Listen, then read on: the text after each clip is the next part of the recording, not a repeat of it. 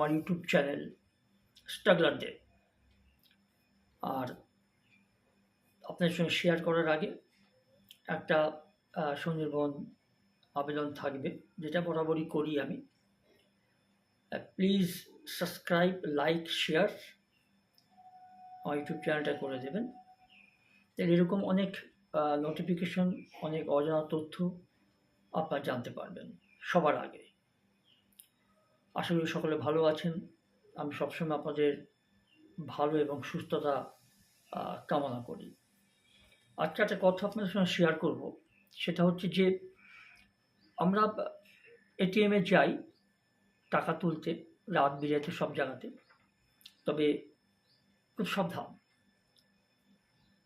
এই যে কিছু কিছু বিনা পরিশ্রমে লোককে প্রতারণা করে, সাইবার হ্যাক করে, সাইবার হ্যারাস করে তাদের অ্যাকাউন্ট থেকে টাকা তুলে নেওয়া, এই ধরনের লোকেরা কিন্তু সমাজের কোনো উপকার করে না। গরিব মানুষ যাদের হয়তো টাকাটা খুব প্রয়োজন,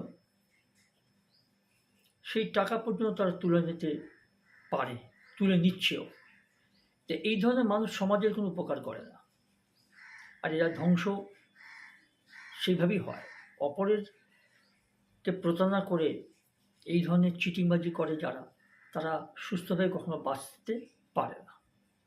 এটিএম কাউন্টারে গেলে অনেক সময় দেখা যায় যে এটিএম কাউন্টারের কিবোর্ড আটকে যাচ্ছে এবং আপনার অজান্তে কেউ দেখে নিচ্ছে আপনার পিনকোড। সব নানা রকম কারণে আপনার টাকাটা হয়তো কোনো কারণে দেখা গেল যেখান থেকে বেরোয় টাকাটা, সেই টাকাটা সেখানে আটকে গেছে, বা টাকাটা বেরোলো না। আপনি বেরিয়ে যাওয়ার পরই তৎক্ষণাৎ ওখানে একজন লোক ঢুকে সেই টাকাটা নিয়ে নেয়।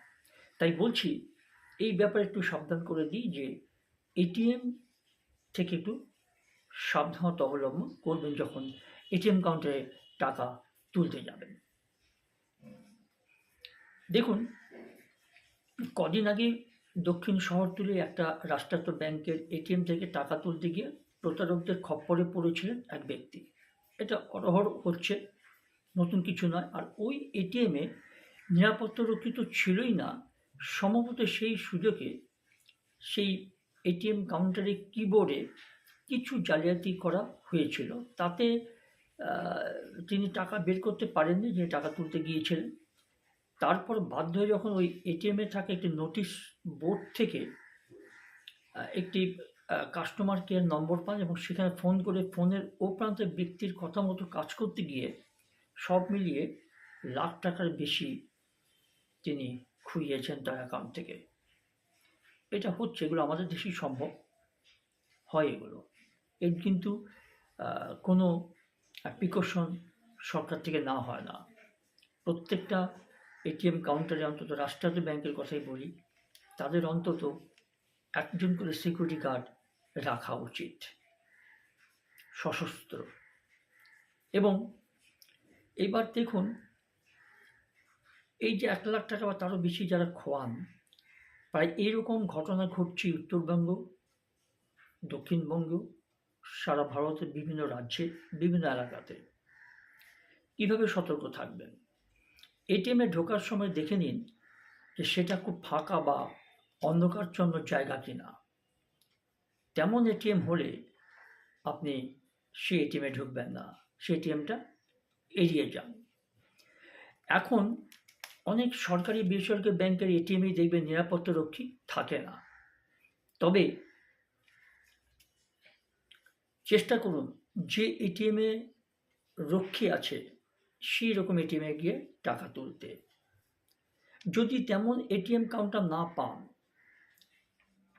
তাহলে মোটের উপর যে এটিএমে সারাক্ষণ ভিড় লেগে রয়েছে, অথবা বাজার বা রাস্তার কোনো প্রমিনেন্ট জায়গায় লোকজনের যাতায়াত আছে, ঠিক সেরকম ধরনের এটিএম কাউন্টারে আপনি ঢুকে আপনি এটিএমটাকে ব্যবহার করতে পারেন।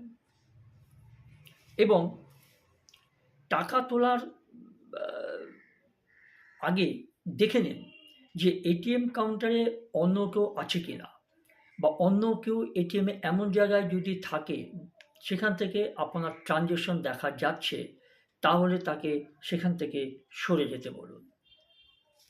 ভালো করে দেখে নিন এটিএমের কিবোর্ড ঠিকভাবে কাজ করছে কিনা। যে জায়গা দিয়ে কার্ড ইনসার্ট করছেন, আপনি এটিএম কার্ড ইনসার্ট করছেন মেশিনে, সেই জায়গাতে একটু পরীক্ষা করে দেখুন যে সেখানে কোনো আলাদাভাবে কোনো যন্ত্র লাগানো রয়েছে কিনা, অথবা আপনি যেখানে কিবোর্ড পিন বসাচ্ছেন সেখানে কোনো গোপন ক্যামেরা বসানো আছে কিনা সেটা একটু খুঁটিয়ে দেখে নিন টাকা তোলার আগ পর্যন্ত। ট্রানজ্যাকশনের সময় অবশ্যই এক হাত দিয়ে কিবোর্ড ঢেকে অন্য হাত দিয়ে আপনি বাটন প্রেস করতে পারেন বা করা উচিত। তবে এখন অনেক সময় দেখা যাচ্ছে এখন নতুন নতুন এটিএম কাউন্টারগুলো, এটিএমে মেশিনগুলোতে চারদিকটা মোটামুটি প্রোটেকশন থাকে, ঢাকা থাকে, সাইড দিয়ে দেখা যায় না। তবে ক্যামেরা আছে কিনা বা নতুন কোনো যন্ত্র সেখানে ঢোকানো আছে কিনা সেটা একটু পরীক্ষা করে তারপর আপনার কার্ডটা আপনি ইনসার্ট করবেন। নাহলে আপনার কার্ডের এটিএম কার্ডের সব তথ্য ওখানে চলে যাবে যন্ত্রের।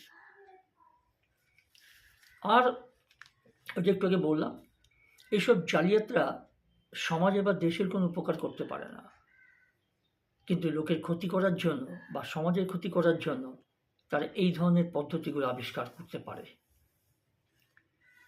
আরেকটা দেখুন যে যদি আপনি দেখেন যে ট্রানজ্যাকশন আপনার শেষ হয়ে যাচ্ছে, ট্রানজ্যাকশন যখন শেষ হয়ে যাচ্ছে, অবশ্যই সেখানে ক্যান্সেল বা ক্লিয়ার দুটোই থাকে। ক্যান্সেল এবং ক্লিয়ার দুটোই আপনি বটন প্রেস করবেন আপনার টাকা তুলে নেওয়ার পর বা ট্রানজ্যাকশন হয়ে যাওয়ার পর, এটা অবশ্যই করবেন। ক্যান্সেলটা খুব সময় দেখা যায় লাল রঙের থাকে, অনেক সময় ক্লিয়ারটাও লাল রঙের বাটন থাকে। হোয়াট এভার, আপনি এই দুটোই প্রেস করে টাকা তোলার পর মেশিনটাকে মোটামুটি পূর্বস্থানে ফিরিয়ে দেওয়ার চেষ্টা করবেন। এবং আরেকটা দেখুন যে ট্রানজ্যাকশনের সময় কোথাও কোনো অসুবিধায় পড়ছেন কিনা, বা যদি কোনো অসুবিধায় পড়েন, কোনোভাবেই কোনো অপরিচিত ব্যক্তির সাহায্য আপনি নেবেন না। এর আগে এমন ঘটনা ঘটেছে, এটিএমের মধ্যে কোনো অপরিচিত ব্যক্তির সাহায্যে নাম করে গ্রাহকের টাকা হাতিয়ে নেওয়া হয়েছে। আসলে এটিএম কার্ডটা 1 সেকেন্ডের মধ্যে পাল্টে নিয়ে আপনাকে ডুপ্লিকেট এটিএম কার্ড ধরিয়ে দিচ্ছে। হয়তো আপনি ঠিকমতো তখন দেখেননি বা নজর করেননি, এরকম হয়েছে, অনেক ঘটনা ঘটেছে। তাই এগুলোতে একটু সাবধান থাকবেন।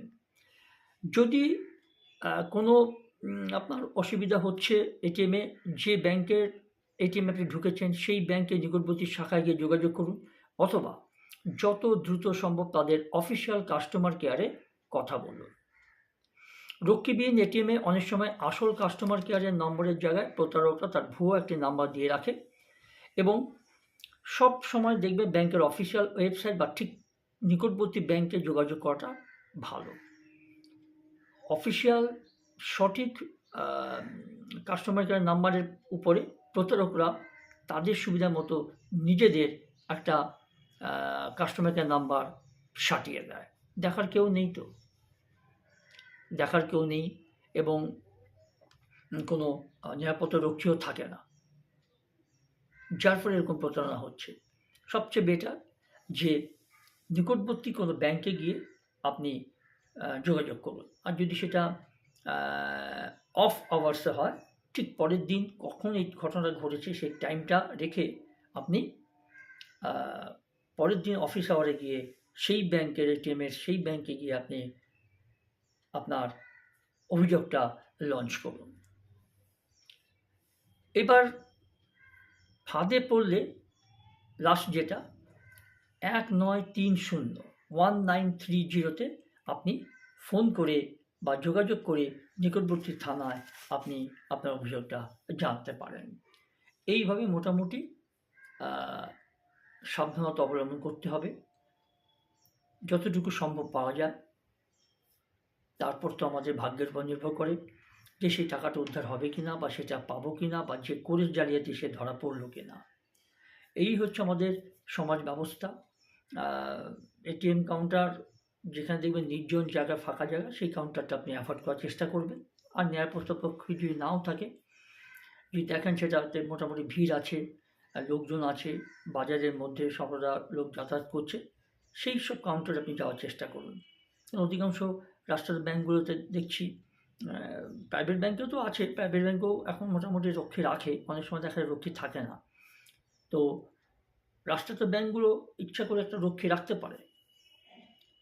চেষ্টা করবেন যেখানে মানে সিকিউরিটি গার্ড আছে সেই এটিএম কাউন্টার ব্যবহার করতে। অনেক সময় সম্ভব হয় না, সেই সময় এটিএম কাউন্টারটা অ্যাভয়েড করে যাবেন। যে এটিএম কাউন্টারটা আপনার রক্ষী নেই বা নির্জন জায়গা, অন্ধকারচ্ছন্ন জায়গা, সেই এটিএম কাউন্টার ব্যবহার করবেন না। জনবহুল জায়গায় মানুষজন আছে, সেরকম জায়গায় আপনি এটিএম কাউন্টারটা ব্যবহার করবেন। সেই সব জায়গার এটিএম কাউন্টার ব্যবহার করবেন এবং ঠিক সেই সময়ের মধ্যে এটিএম কাউন্টার ব্যবহার করার চেষ্টা করবেন।